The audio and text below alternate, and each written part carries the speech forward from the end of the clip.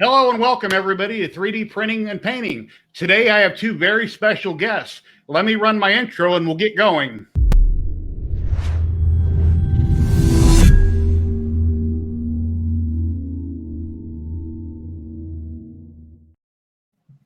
And we're back. Thank you for joining us, everybody. Today I have Richard Cleveland and Bryan Baker from The First Layer. Hey guys, how you doing? Bryan, you can go first. I'm doing as good as a man stuck in Northern Ontario can do. It's a little chilly here in Calgary tonight, but I'm doing well. Long day. Let me go back to my chat here. See, Mark L. Baker's there. Mark Baker, how you doing, buddy? Glad to see you. I just want to point out that this is tomorrow's episode. I'm still working on it. Yeah, Bryan, you're not at home right now. You're out on the road, right? Yeah, I've been sans 3D printing for, almost 2 weeks. It's kind of hurting a little on the inside because I just bought the Elegoo Mars before I left. But I landed in Calgary from Anaheim, went straight to Ottawa. Yesterday I drove from Ottawa to North Bay. Tomorrow I'm going North Bay to Toronto, and then Toronto to back to Ottawa. So it's about 700 miles round trip. Wow. A lot of you're driving all that? All driving all that, yep. Wow. Dan Brewster, how you doing, buddy? Good to see you. Well, anyway, let me start off with Richard. I'd like to ask you, how long have you been into 3D printing, and what got you involved in it? The funny thing is, I kind of stumbled into 3D printing. I was doing props and things for some television work and some movie work and stuff for cosplayers and things like that. And I was doing it all the old-fashioned way, carving the wood and getting the plastic out and doing things like that. Traditional model building. Then I heard about 3D printing. I got a 3D printer, and I haven't done props since. Funny enough. But yeah, I've been into it for about 3 years now. Yeah, that's pretty much it in a nutshell. Now I make all kinds of stuff. Alrighty. Yeah, well, I've been following your show for a couple of years. I met you on Sanix's website a few years ago, and I started following you, and I try to catch every show and repost whenever I can, and it's great. And then I met Bryan, and Bryan Baker has a lot of really neat contraptions and things he's modifying constantly. Bryan, what got you into 3D printing and got you interested in it? Well, I think it was just finally the price point. I actually did some 3D printing back in the mid-2000s when I was in college for mechatronics, which is a blend of mechanical design, electrical design, pneumatics, hydraulics, automation, robotics, you name it, it's all in there. And we had one of those powder type 3D printers that cost about $40,000 at campus, and we had access to SolidWorks, so we were able to kind of blend some pieces together and then wait. I think the backlog was about 7 to 10 days to get a part off that machine. And after that, I was like, okay, this is super cool. I'll never be able to afford it. Fast forward, 12 years or so.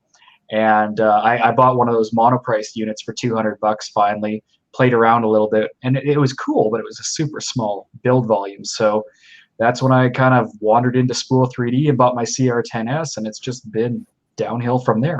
Wow. Yeah, you recently took an Ender 3 and you made it, what, like 500 millimeters tall? No, it's actually 1,000 millimeters tall, but it's capable of printing up to 640 millimeter with the current design. The simple answer is only take it up to 500 millimeters, but it was a proof of concept. Yeah, I know when I messaged you about it and you referred me to a link on eBay, and I wound up doing a video, and here's what I ended up with. Ooh. I had a few failed prints and problems throughout the week, but I got them all resolved. But yeah, I need to print like a big Groot, a sword, something with that. So yeah, I was printing a Master Sword, and I got it to 640 millimeters height before it eventually, the wobble, it wasn't even the velocity change of the bed. It's when something is that tall and your center of gravity is that high. It's like an earthquake being applied to a building, right? The bottom is shifted when the top hasn't yet, and then you get a wobble. And it crashed within 10 millimeters of hitting that 640 millimeters. So for the 500 mil though, as long as you go nice and slow, 40, 50 mils per second, you can print some pretty nice stuff in full volume. Let me say hello to a few people. Andrew S., hello. Betty Boop, Gary Strong, and Dan Brewster, Mark Baker, Kill Creations. Hello, Chris.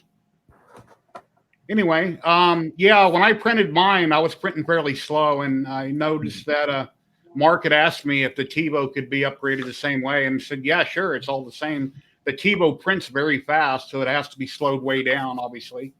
So, Yeah, I got to tell you, man, I love that TiVo machine. It just works.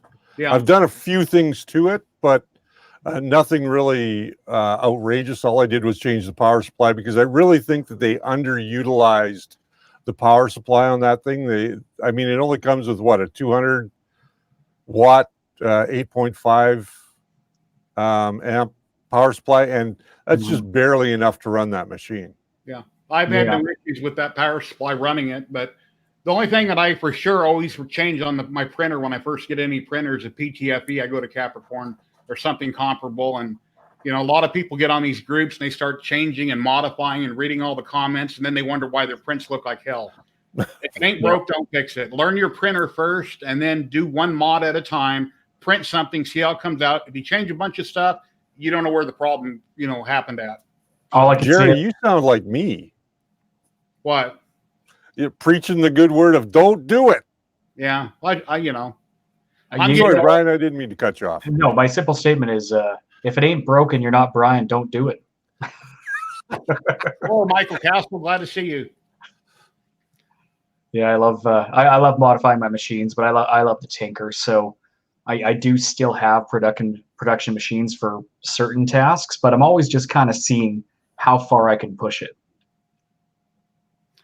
Here's a model I'm currently working on. I just glued part of him to get together. There's the head, and it's, boy, what was his name again? Ludo?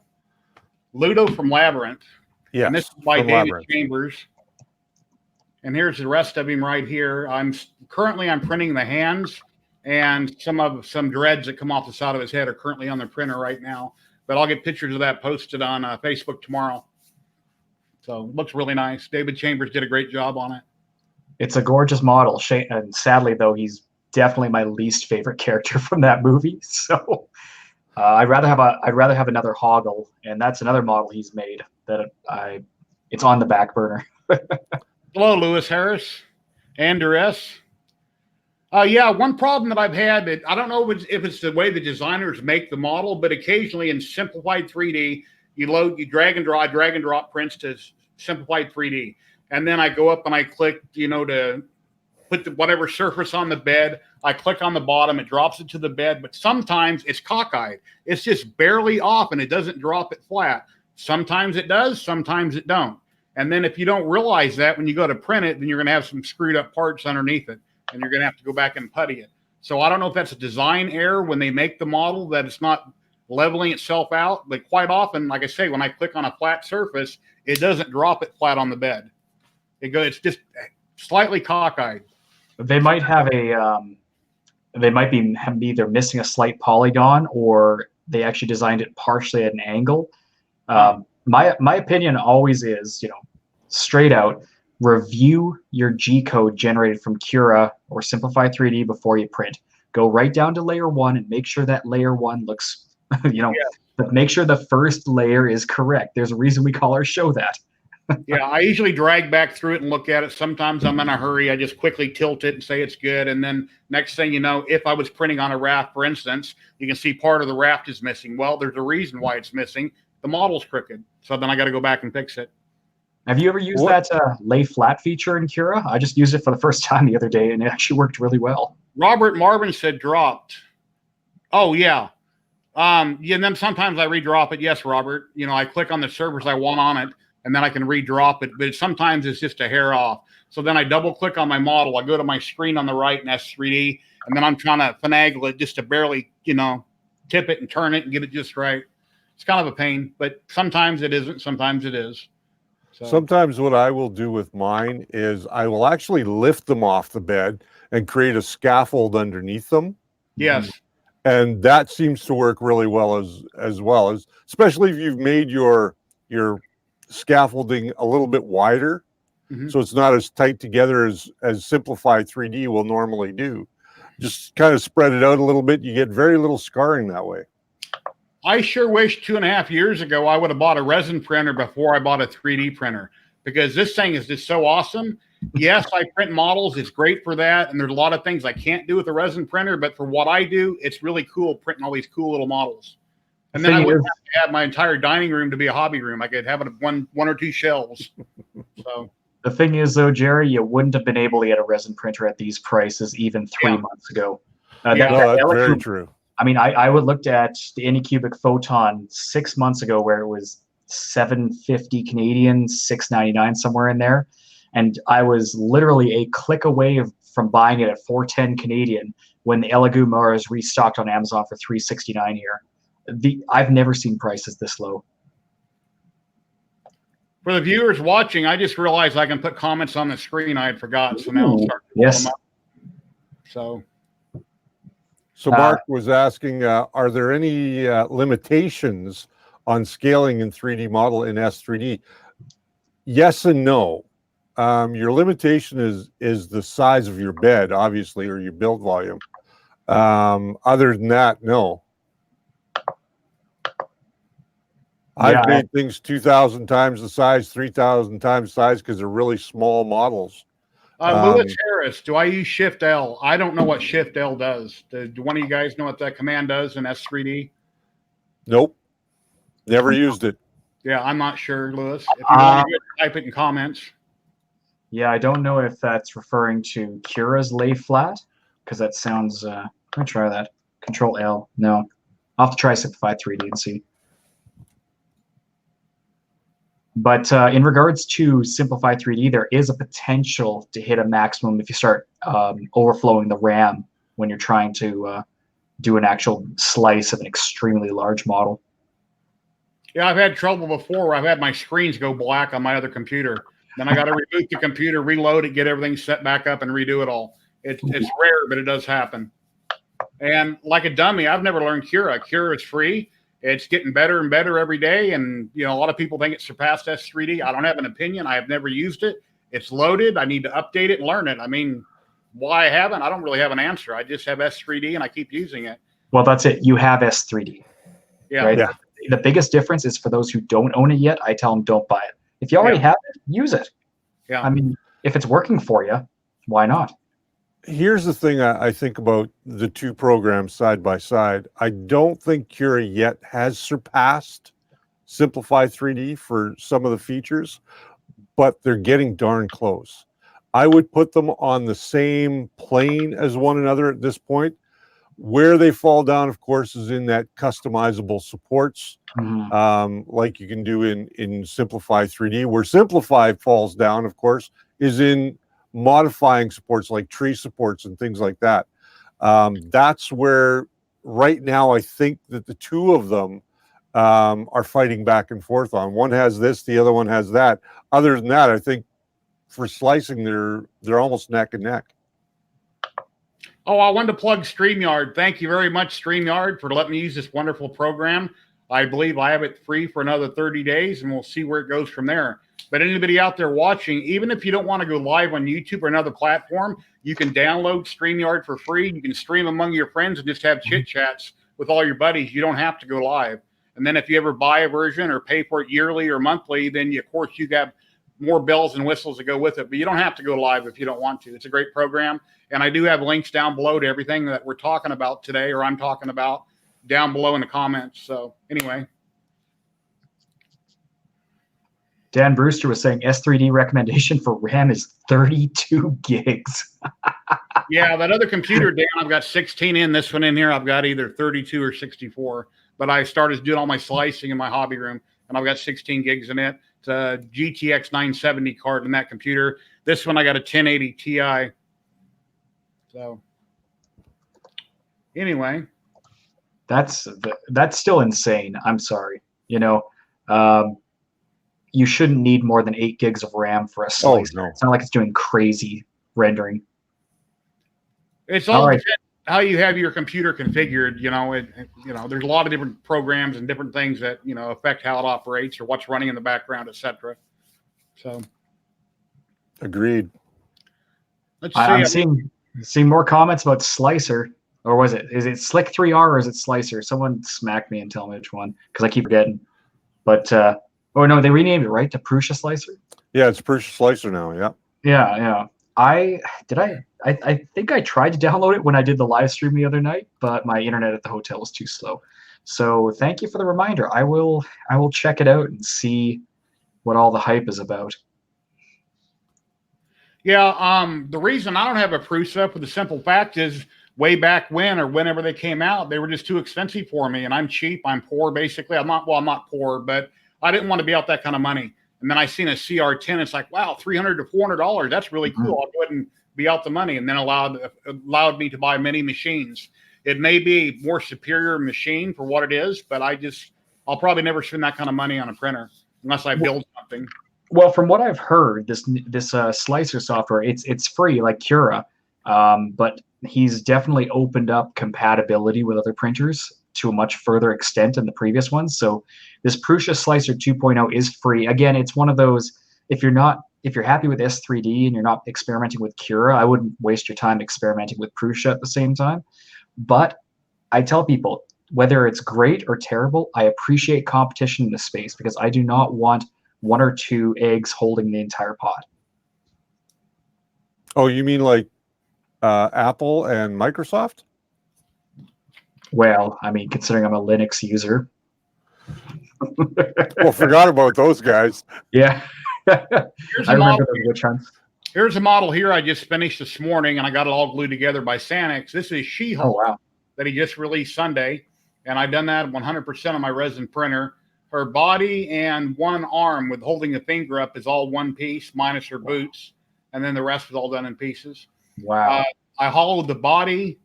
Let's see what I hollowed: the body and the base, and the rest is solid. Because if you try to hollow little tiny parts, there's no reason to. So I just hollow the bigger stuff and rinse it real good in IPA. So Jerry, you've been doing a lot of resin printing. What kind of settings are you using? On CheetahBox software, they're all stock. I haven't changed anything other than one man recommended I change my support density to 75 and support angle to 73. Other than that, I've changed nothing, and I put everything in there. I don't try not to put nothing flat on the build surface. I always kick it at an angle, and then automatically when you go to add supports, they automatically jump up a little bit. And if they should jump, over the height of the build volume, then I have to re-angle that part, and I usually try to load it up. Because one thing cool about a resin printer, whether you got one tall part or five short and tall parts, everything prints at the same amount of time. It's not like a FDM printer where everything's got to print separately, and you think this is going to be done tomorrow, and it's done 4 or 5 days later. So there's so much to go back and forth and print.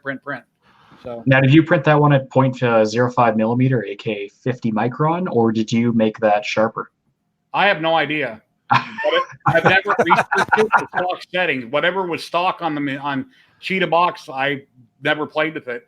And okay. If you guys are wondering here, she doesn't have a disease. Those are a little bit of support damage there that I need to sand off her butt. I glued her together like an hour ago, and I haven't went through and sanded her off. But I need to get that touched up a little bit. But yeah, everybody has pimples on their butt. So anyway, it's called a boil. It's normal. Now, Jerry, we've established that you're doing a lot of this type of printing on SLA DLP. You said you were using IPA to clean? I went and bought my ultrasonic cleaner, my vat, and then like Uncle Jesse recommended, I put mean green in it. Yeah. And then I had one of my models that I done, Batman and the Kids. It never got rinsed out real well when I hauled the model. And after a few days, the model kind of burst apart like an alien baby was coming out of its chest. So then I took my pickle barrel, which is small and round with a basket in it. I fill that full of IPA. So it goes from the ultrasonic cleaner, break off the supports carefully so they don't go flying or get in my eyes because the resins might still be on them. And then they go in the IPA, and I flush the parts out really good in IPA, take them to the sink, rinse them out, dry them, and then I put them in the UV oven. May I suggest that if you get the chance, try some of this stuff. It's called Resin Away. It's by Monicure. I really like this stuff. However, it's very expensive. Here in Canada, to get a 2-liter or 1.5-liter jug, it's like $86. It's not cheap. Hello, Jim. But what I like using is this stuff. Mr. Clean. This stuff, not watered down, straight into my ultrasonic cleaner. I'll leave my piece in there for 15 minutes, give or take. And then I'll pull it out. I'll rinse it off really well and then leave it to dry. And then I throw it in the curing oven and it works great. Mm-hmm. Save yourself some money. Get yourself some Mr. Clean. Yeah, I'm currently printing a model from that Marco has put out, a Daredevil model that I'm currently resin printing right now. So sometime tomorrow that should be done.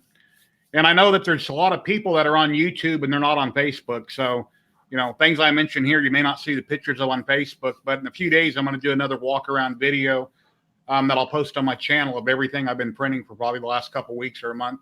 So give people ideas. You know, I notice a lot of people like to come check out what I printed and, you know, gives them ideas whether they might want to or not want to print something. So, well, I got a good question for you guys. I went to a liquidation warehouse and got what I thought was a good deal on an ultrasonic cleaner, but I'm about to mount it to the roof to chase away the birds because it is atrociously loud.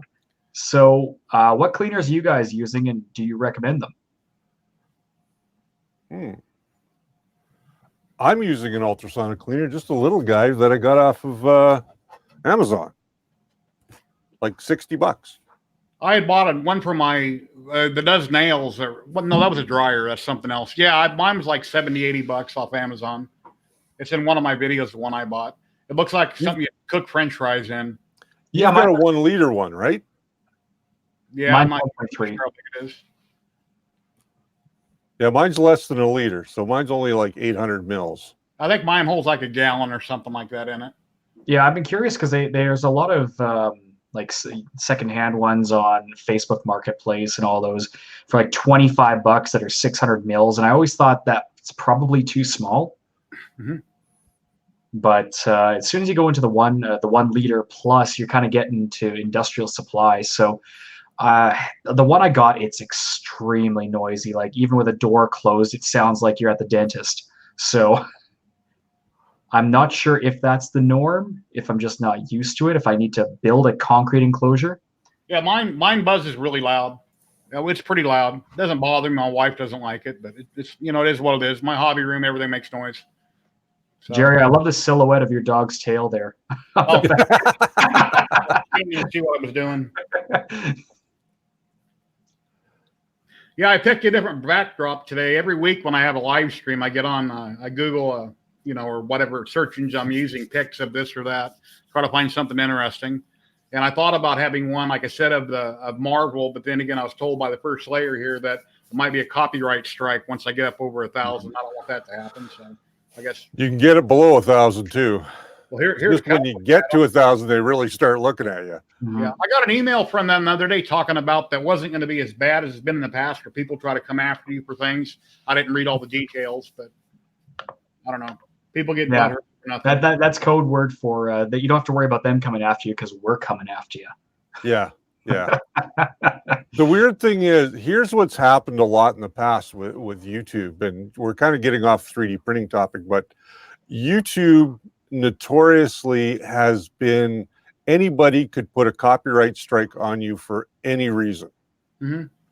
And usually I hate to put it this way, but it was overseas people that were doing it.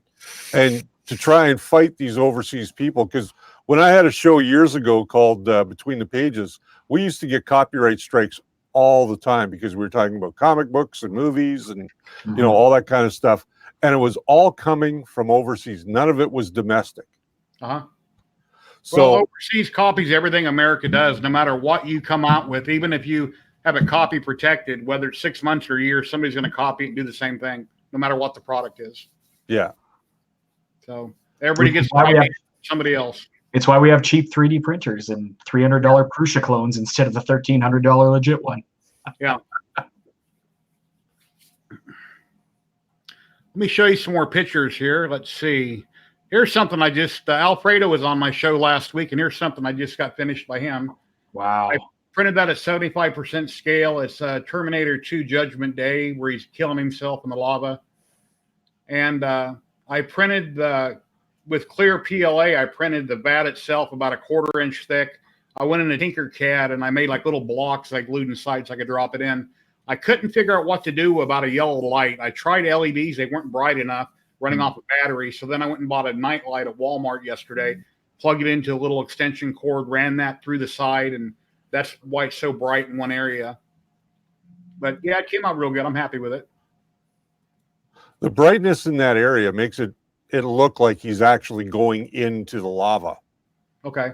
Because it would change color. Yeah. Yeah. Yeah, because it would spread out any of the slag that would be on top of the metal anyway. Now, Jerry, you probably could print a slug, like a real thin, transparent slug in there to diffuse that light just a little more underneath there if you have an air gap. What do you mean slug? I don't understand. Oh, like just print off a solid piece of transparent or matte PLA to diffuse the light that just sits in between your top layer there and the light. I see. Just like frosted glass, you know? When I first put the light in it, the yellow was beaming through. You know, you can see the white PLA. So I have an acrylic yellow transparent paint that I painted the top and the bottom with. And so here's a picture of it with the light turned off. Even with it turned off, it looks real good. It does. So I went over with some red. I trying to make sure it didn't look like spaghetti dinner. So I blotted it with this red translucent paint, and I went over with yellow. And then here again, here's with the light on it. So they both, either way, it looks pretty good. And that chain there came from Walmart out of the craft department. Wow. And, you know, it's a good size for his hand. So. Anyway, yeah, it looks really nice. You really did a nice job on that. So. And of course, when I need to get to the light, I can grab his body and I can carefully jiggle that whole plate out with him to get into the light and stuff down below. Obviously, it's not glued in. Well, as you guys can see, Superman in the background, he's still got to finish working on him. I'll bring him a little closer so you guys can see where I'm at. So here's the Man of Steel. I've only just put some red on there just to kind of separate the colors and get an idea of how he's going to look. But the face is done. I just have to finish up the eyes, a little bit more in the hair. See if I missed any spots in there, and then it's on to the base, and we're going to do the base all in metallics. I don't think I'm going to be doing a painting series on the base. We're pretty much finished up with the painting, maybe 1 or 2 episodes more on the head, and then we're done with that, and then we'll just do some final pictures when it's all finished. And this will be going up for auction at some time so that Bryan and I can go to China next year. I'll be right back, guys. Give me a second. I'll let you guys keep chatting. Yeah, that's a big trip. I suppose we don't really want to self-promote too much on this feed here, so we'll just say we want to go to China. Yeah, we want to go to China next year. We'll talk about it on Saturday night more. Yes, absolutely. You bet. What other? So, I think I still see a Leia back there actually too. You do. You see Leia, Luke, and Han, which I'm still not done with. Oh, come on.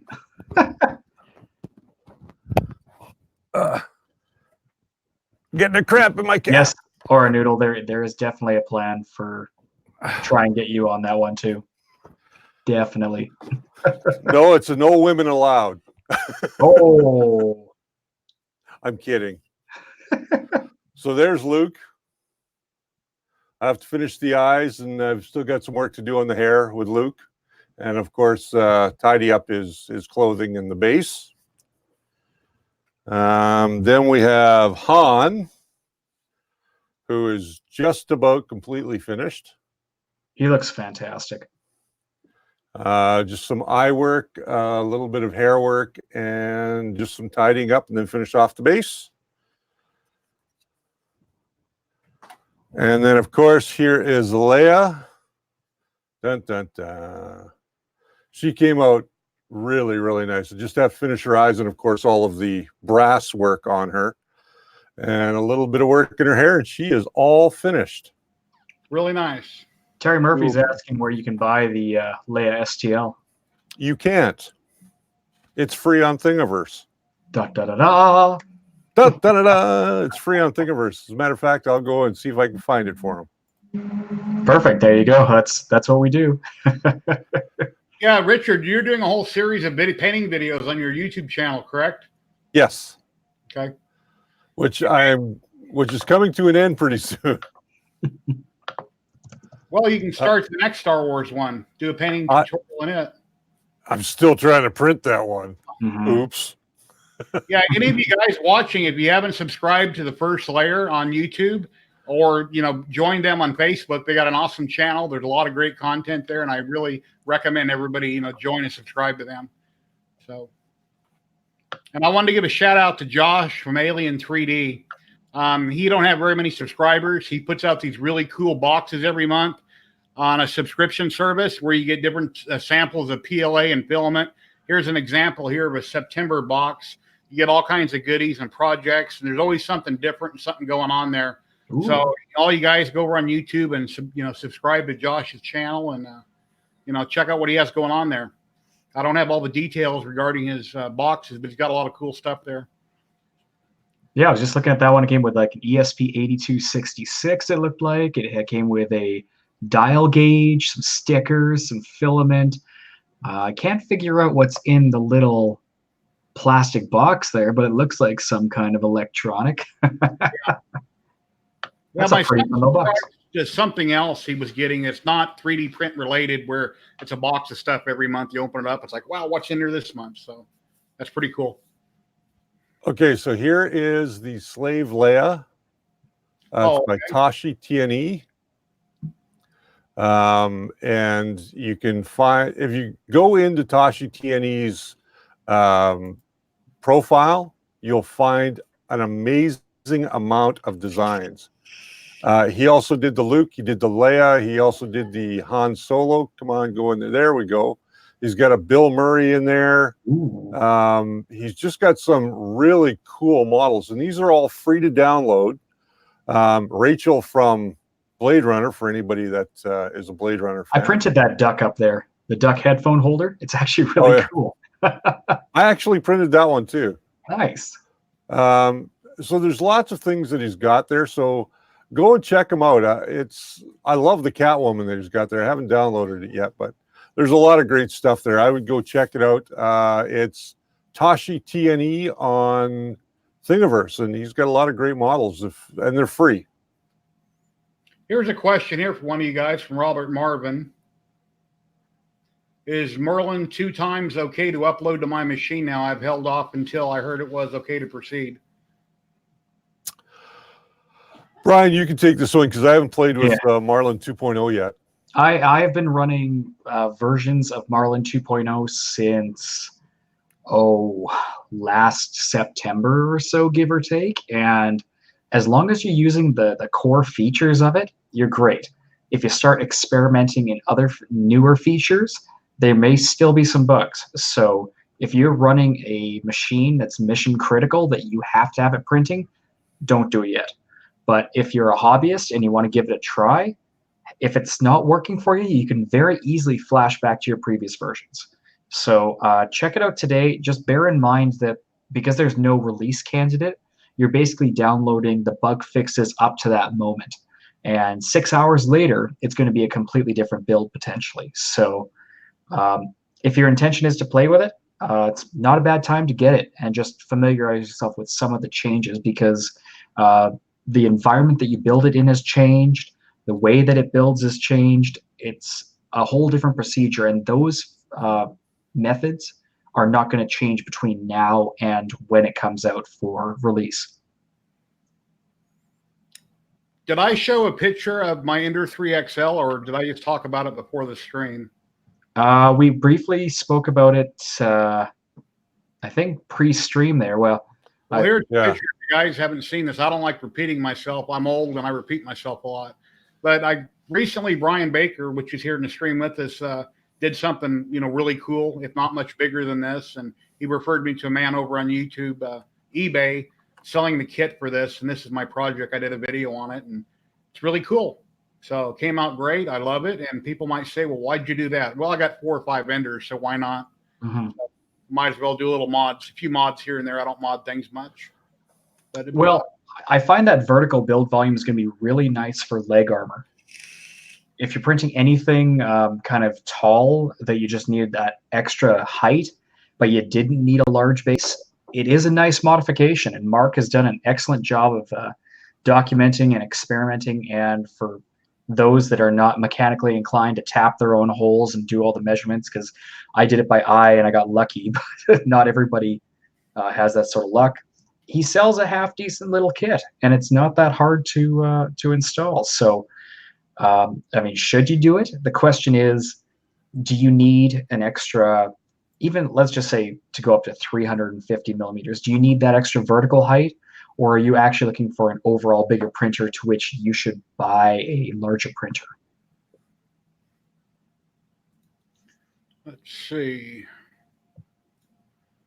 Robert Marvin, thanks, Brian. I'll hold off for uploading about something I would like to tackle. Thanks again. Yeah, it's again, it's kind of a need versus a want there. You know, do you need to upgrade? Well, unless you bought a 32-bit board right now, you do not need to upgrade. If you have an 8-bit board, you can stick with Marlin 1.1.9 or with the 1.1.x bug fixed branch, or you go to something like Clipper. There's plenty of options there, but the answer is Marlin 2.0 is not finalized yet. Therefore, there's no endorsement for whether or not it fully works for your printer. My wife is a big Jon Snow fan from the Game of Thrones. Changing the subject here, I wanted to show a picture here that I did. This is done in the wolf and Jon Snow and the sword are resin, and the base is done on FDM and 3D ZYLTECH.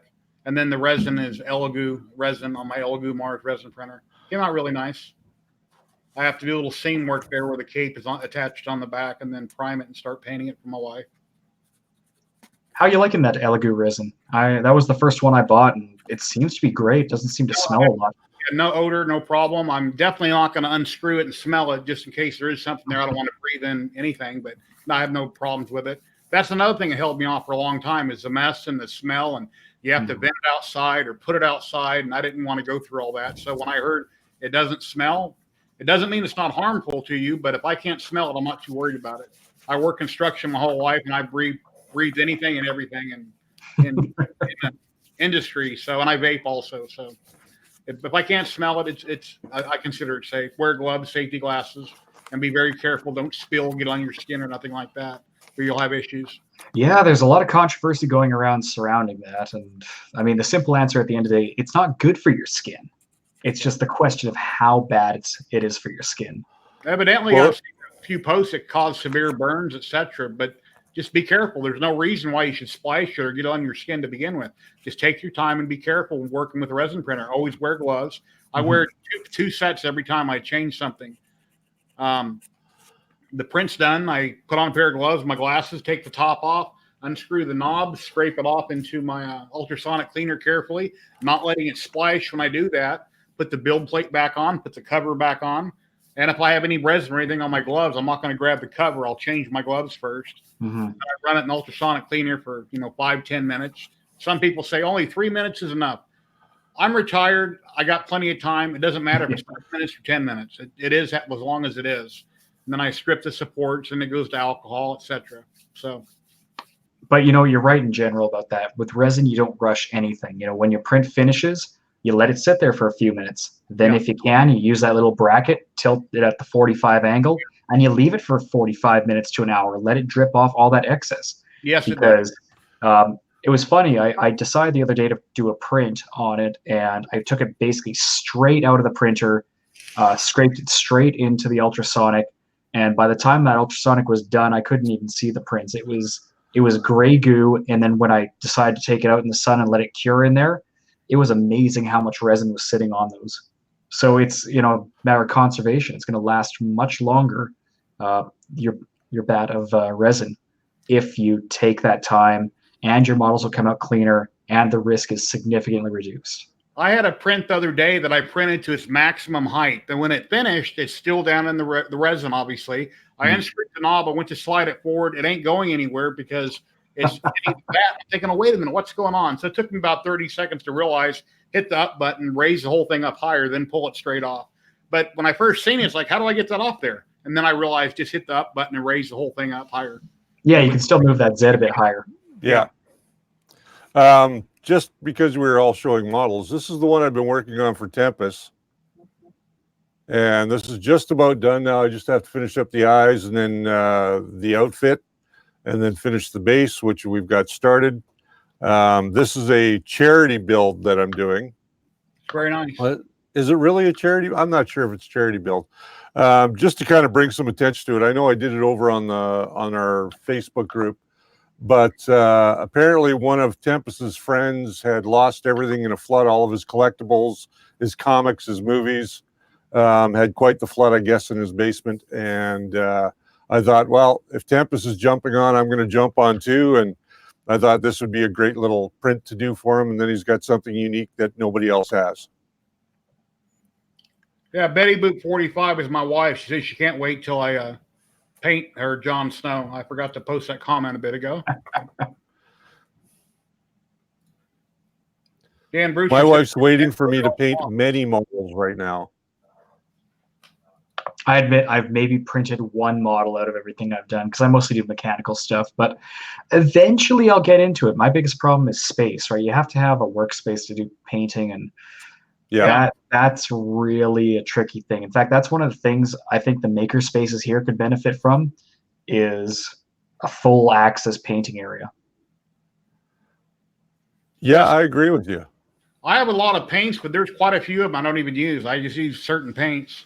And when I use my airbrush gun, I tend to go with my cheap apple barrel and mix my whatever custom color I need. I don't want to take one of my expensive little tiny bottles and dump the whole thing in my airbrush gun and then it's empty that quick. So I try to use those for hand brushing only whenever possible.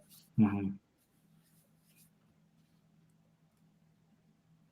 Yeah, Kill Creation saying I love and hate painting. It's true. It's a love-hate relationship. I hate painting. I am terrible at it. I'm a mechanical guy, right? So it's like, okay, I'll mask it off and spray paint it and hope I don't screw it up.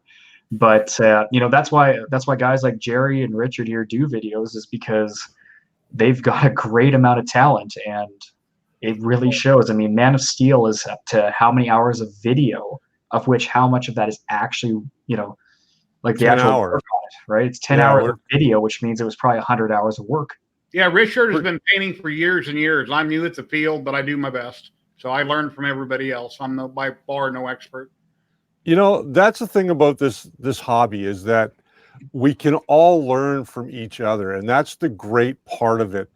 So many people or so many hobbies out there. Let's say you want to take drawing, for instance. Well, you're pretty much on your own unless you go to a drawing school or an art school of some sort, or you've got somebody to teach you.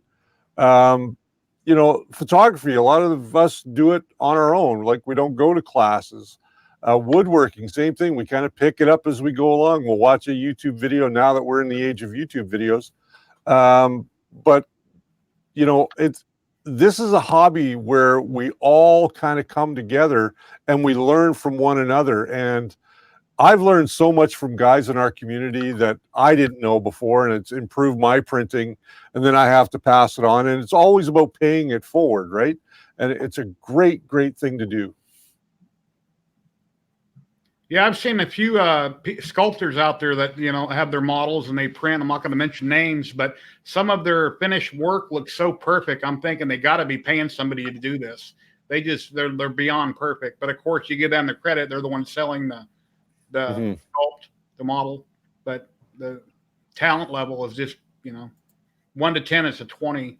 So, and with that, I gotta say, I got a task for everyone this week, and that is go on to Thingiverse, find one of the models you printed, and thank that author, because that resource, between that, My Mini Factory, and all the other ones, these people are giving out this stuff for free. And I'm not ignoring the people that just rip game assets or just copy from other places.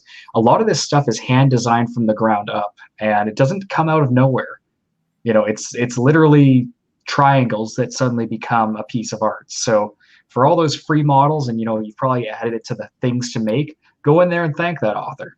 Yeah, once in a while I tip on Thingiverse. It's not as much as I should. I can't tip every time I buy a model, even though most of it's $2 or $5. It's expensive, but I have tipped over time. And then anybody that's been on Thingiverse knows the first page you click on is a tip page while your model is downloading. So once in a while, you know, give them a few bucks, help them out. They'd appreciate it. You know, the other thing is if you can't give them monetarily, if you can't help them out monetarily, share their work. Share where you got that model, because then other people might be interested in and go and start to make that model become more popular on places like Thingiverse and My Mini Factory and places like that. Paying it forward. Yeah, and even looking at the numbers, right? You know, yeah, we talk about $5 for a soft model, $20. It sounds like a lot of money, but just this week we were talking about how EB Games up here in Canada had a pre-order for a life-size Pennywise, and they wanted $1,700 for it. And you think about, even if you spend $150 on an STL and let's say $200 in filament on the high end, how much further ahead you would be over buying that pre-made one, right? So these guys, I've been seeing a lot of the buy groups, and the guys say, oh yeah, I've got another 20, 30 hours of work on this model, and it looks done from my view. That just goes to show the time that they put into it. So, you know, for $5 to get something that's 100 hours of work, you're never going to find that return on investment. Yeah, absolutely. Here's another model I just finished up. I can't pronounce the man's first name properly, but his last name is Kato, and I have a link down below. This is Major X. I believe this is Cable's son, and he comes with 5 heads. In this picture, I only have 4. One of them got left in the ultrasonic cleaner, and I forgot about it, and the man mentioned it to me the next day. So then I took a picture of it, added it where the helmet isn't destroyed like this one is, and then I went back through all my posts, and I had to edit what comes with 5 heads. But it's a really cool model. It's like a time warp behind him. It starts out in white in 3D ZYLTECH, and then it goes on to different colors of Arion PLA. And then the figure and the heads were all done on my Elegoo Mars with Elegoo resin. So I have to, obviously, I got to paint that one too, but it's pretty cool. It's very nice. I printed that at 150% scale. Honestly, even without painting it, that looks awesome. And there's the missing head right there that I failed to put in the first couple of pictures. Wow, that's clean. I'm so disconnected from comic books now. I have no idea who these new characters are. Well, it's like She-Hulk. I had no idea. I never heard of a She-Hulk. So Sanix sent me a link on YouTube where they're talking about upcoming movies, and then I watched it, and then I found out who She-Hulk was. That's why in your live stream last week, I go, and she's a lawyer, because they say that on stage on the YouTube video. They go, and she's a lawyer. So that's why I made that comment on your stream last week. Ah, okay. That's what She-Hulk has been around a long time, surprisingly enough. I remember her when I was a teenager. I actually had a poster of her in a bathing suit on my wall. Okay. She's been around for a long time. She just wasn't a very popular character because I don't think Marvel understood what to really do with her as a character.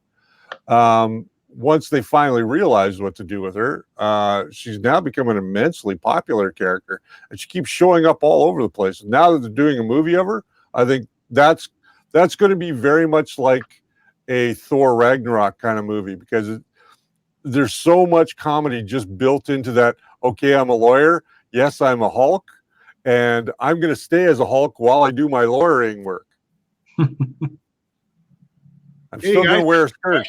Keep coming in with the questions. We're here to answer any of your questions that you got. Yeah, now's your chance to scratch our minds.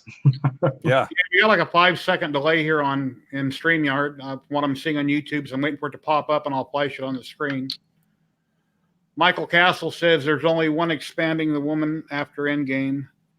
Yeah, I'm still trying to understand the Marvel MCU, where they're going next, but there will be a much larger female influence from now on. And you know what? Yeah, I'm okay with that. I'm okay with just seeing something a little bit different. I'm actually a little bit superheroed out, to be honest. I want to see something new. Yeah, Fragments is currently working on some Marvel or DC characters in bikinis, like Supergirl, I think it is. Really looking good. I definitely want to print that when he gets it. I won't be able to paint it and do it justice. It might look like a man, but I'll do my best with it. Speaking of Fragments, I'm sure we've all seen the latest that he's working on of the trilogy of Gals, Supergirl, Wonder Woman, and Batgirl. Really like that piece. I think it's gonna do well for him. Mhm. I'm also on the list to get one or to buy one. But I got to tell you, I think my only criticism on it is I would have made Batgirl look a little bit more playful and a little bit less submissive in the sand, if that makes any sense. I like it when they have more of a personality. You know, I'm not looking for dead or alive beach volleyball.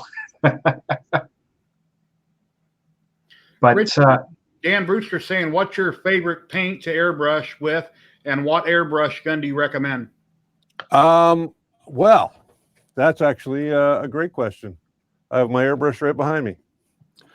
I use an Iwata Eclipse HP. That's the one I use. I have used the Pash. I've used the Badger airbrushes, and I've also used the Tester's airbrush, believe it or not, their high-end one. And I really like the Iwata. Iwata is very hard to get here in Canada in terms of, you know, trying to get replacement pieces and service pieces for it. But I really like my Iwata. As far as paints go, if I'm just using straight airbrush paints, I use really kind of a collection of them. The Model Air from Vallejo I use. I also use these guys, if I can get one out. The Liquitex inks. And I got to move that fat guy out of the way. And then Golden also has their own airbrush style paint. So I use a variety of different paints all the time. I think for accessibility, anything Liquitex is great. It's accessible. You can get it pretty much anywhere. Michael's, any good art store. Most hobby shops carry it. So the Liquitex stuff, like the inks, and Golden is also, I believe, made by the Liquitex, if I'm not mistaken. I could be mistaken about that. But Golden Artists you can get anywhere as well. So that's pretty much it, I think. though, if you're starting out, and I know Rich will probably call this controversial on me, but the $80 airbrush kit, I can't remember who makes it. It was fine for me for my first couple of tries. I mean, obviously buy something better when you start getting better, but if you want to get a feel for it, don't jump into the best one. I agree. No, I'm not going to call you on that. I do agree. Buy something inexpensive. I've told a lot of people here in Canada, especially people that come into Spool 3D, when they ask me about painting and what they should buy for an airbrush, I always tell them to go to Princess Auto and buy that cheap Chinese $5 airbrush that is actually the handle and all the parts are the same as the Badger 300, which is 5 times the money. Wow. Mine's like $70 off Amazon. It's a generic brand, Master something. I can't think of the brand name. It comes with a cheap gun, which works, but not that well. And I thought, well, all the money I'm putting into FD and printing, time, everything, let's buy a really good gun, and then I'll learn to paint better with a good gun. That's when I went out and spent more money. But as far as the compressor, you can use any compressor. The one in your garage will work as long as you have the fittings, a water trap on it, and you can crank the air pressure way down. Any compressor will work. The reason people like these little portables are real quiet and you can run them in the house. But basically, any compressor will work if you can get the right fittings to adapt your gun to it and crank down the pressure and have a water trap. So, Kill Creation says his keeps clogging. Dan has the same problem. Clogging is a process of not cleaning out your airbrush properly. yeah. And I know that from experience. So what you really have to do is take all those parts apart, take that entire airbrush apart, throw it into an ultrasonic cleaner if you can. Make sure that you oil the parts that need to be oiled. There's a great little kit from Iwata on Amazon. I recommend that people buy it. It's not that expensive, and it gives you all the little tools to get in and clean out any of the orifices where your needle slides down. It also gives you a little bit of grease to put on the parts that need to be greased. Just make sure that you take pictures of your airbrush as you're taking it apart, because sometimes you may not get it back together. Yeah. Also, go ahead. Good. I was just gonna say, also for me, I wasn't thinning my paints enough. Yeah, that's another problem. Your paint should be, everybody says this, it should be the consistency of milk. Well, there's 5 different kinds of milk. There's cream, there's homogenized, there's 2%, there's 1%, there's fat-free, there's skim. Yeah. You know, I always say make it about the thickness of skim milk, which is sort of a watery milk anyway. Or buy yourself a bottle of Iwata, or pardon me, who are they again? Vallejo. Buy yourself some Vallejo and just dip some into a tray, and you'll see exactly how thick it needs to be. If you need to thin down paints, here's the one thing I don't recommend anybody do. Don't go and buy this stuff. No. To me, a thinner is flammable. Mm-hmm. Airbrush thinner is very flammable. You can make your own just by mixing distilled water with isopropyl alcohol, and now you've got airbrush thinner. Mm-hmm. Clear Windex works good too. Windex works as well. I don't like to put it into my paints just because some Windex has ammonia in it. Yeah, that's why I buy the clear. So I prefer just to mix my own. I can make a batch of airbrush thinner for the next 10 years and it'll last a long time. Actually, you can probably just go to the grocery store and get their rubbing alcohol, which is only like 60% alcohol, and it's pre-mixed. Yeah, exactly. You can do that too. I would still put some water into it because you don't want that. Basically, what I do is it's about a 70-30 mix, 70% water, 30% alcohol, just so that the alcohol will help to dry up that paint as it hits the model. I had a problem a while back where some of my paint bottles were like half full, and I went to pour them in my airbrush and thin them down, bubble it, put my finger over the end, and it had some clumps in it. So, sometimes you need to strain your paint. You got to strain it out. What works best? Well, it could be a little tiny tea strainer you buy at Walmart or the dollar store, but you need something to filter your paint and strain it. You don't want clumps in it because now you instantly have a clog. And I was getting clogs quite often with paint that wasn't, and it's because I wasn't cleaning my airbrush well enough. So it's just a matter of taking all apart, cleaning that little tiny tip out. Mm-hmm. They make little cleaners that look like needles, and you can run them through it if you keep it really clean. And typically when I'm done cleaning, I disconnect my gun, I go over to the sink, I rinse it out real good with water, and then I come over with my cleaners and clean it. That gets off all the excess right away, so I'm not using so much cleaner to try to get rid of that paint. I just run it under the sink, and then I leave, whether it be clear Windex, airbrush cleaner, or something standing in it once I'm done for the day, or and then a couple days later or a week, it's still standing in there because that'll slowly seep around, and if there's any stuff dried, that airbrush cleaner sitting in it will help loosen it up. Here are 2 products that I recommend if you're having problems with your paints getting too thick on you because they've been sitting around for a while.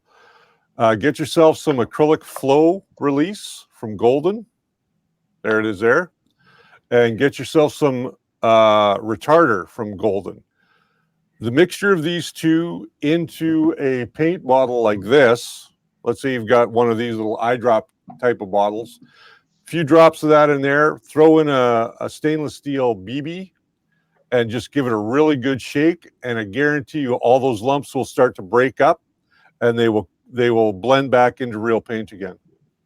Yeah, I'll have to go buy some of that. I need it. Yeah, and you can get ball bearings for pennies on the dollar on Amazon.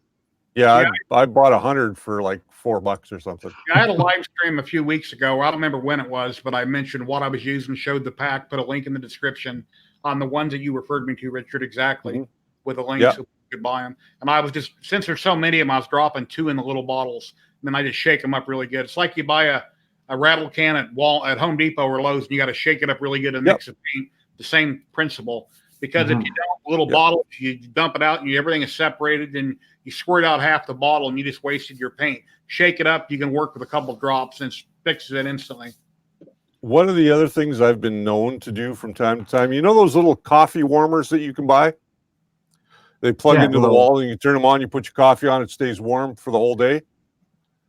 I will buy a little glass dish to go on top of that, put some water in it, and every once in a while, if I find that these things aren't breaking up even with the BBs in there, I'll just set them in that warm water for a little while, pull them out, and then they'll just shake up really nice. Okay.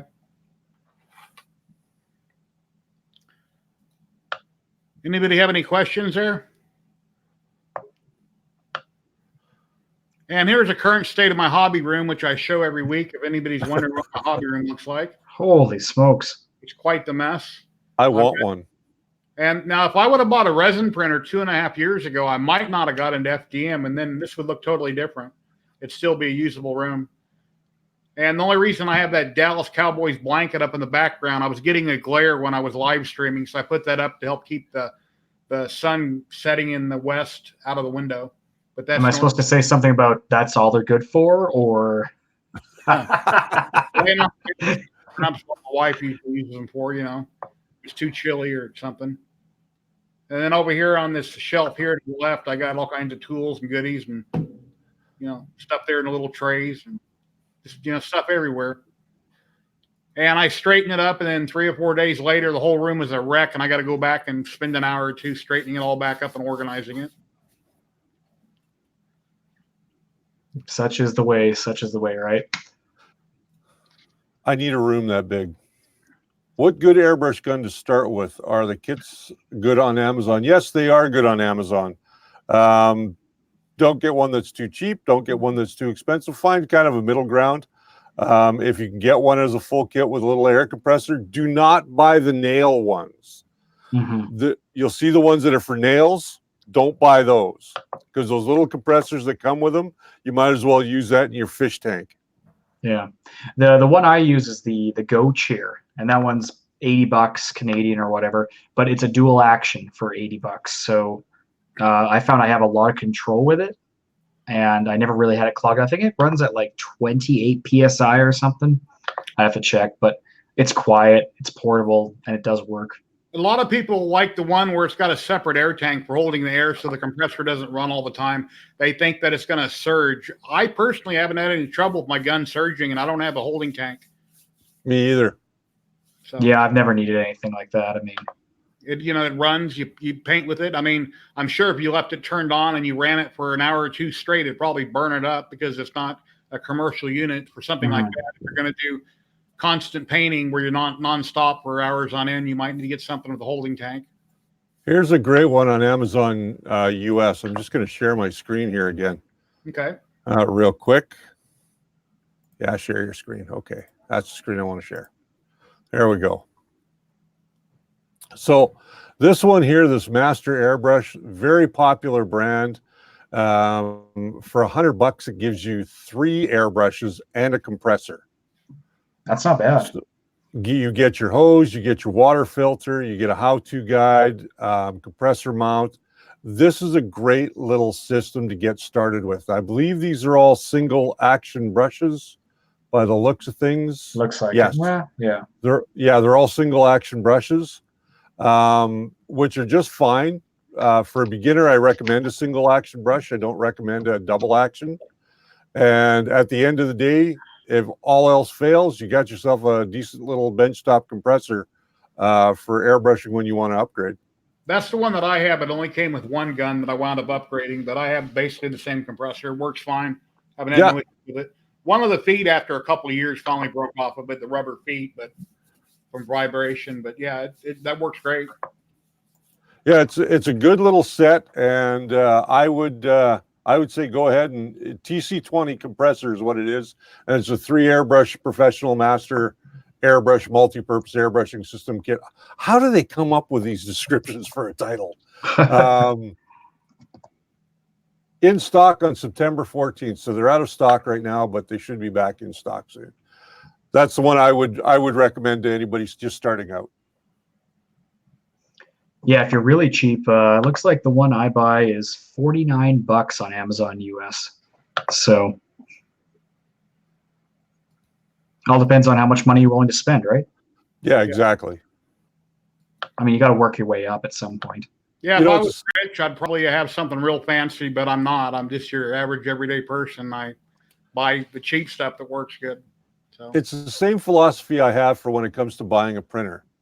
If you're new to the hobby, get something that's not going to break the bank, because if you decide that you do not like 3D printing or it's just too much of a hassle for you, then you've got something that you can resell. It still has a fair amount of value to it. Mm-hmm. And that to me is the best of both worlds. I mean, so you buy an Ender 3 Pro at okay, here in Canada they're $350. You haven't lost a lot if you decide that it's not for you. Mm-hmm. The same thing goes for anything else you're going to buy. well, I think that's about all the questions here. You guys stick around for a minute. I just want to run my intro screen here and say goodbye to everybody. But it was real nice having you guys on the show. You know, I love your channel, and anybody watching, please go to the First Layer. Check them out on YouTube and on Facebook. They've got a great channel, a great Facebook group. Down below in the description, there's links for everything that we've talked about tonight. Please like and subscribe to this video. I'd really appreciate it. Take care, Brian. Take care, Richard. Thanks, for Jerry. having Take us. care. And good luck on getting that 1,000 subs. Thank you very much. Yeah, I'm trying to get to 1,000 subs. I haven't got there yet, but I'm getting close. And thank you guys for tuning in. I really appreciate it. Let me run my exit screen here and we'll get going. So thank you, everybody. You have a great night and happy printing.